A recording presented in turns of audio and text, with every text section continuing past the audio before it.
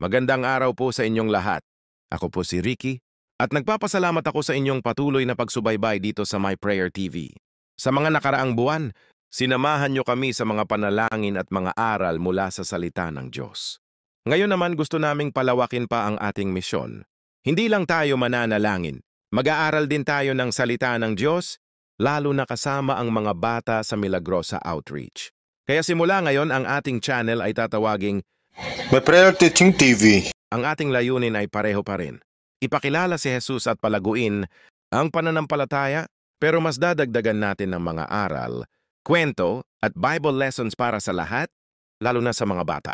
Sama-sama pa rin tayong mananalangin, matututo at maglilingkod kay Lord.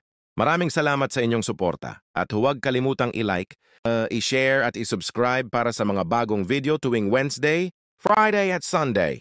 Ito po ang My Prayer and Teaching TV. Panalangin at pagtuturo para sa puso at kaluluwa.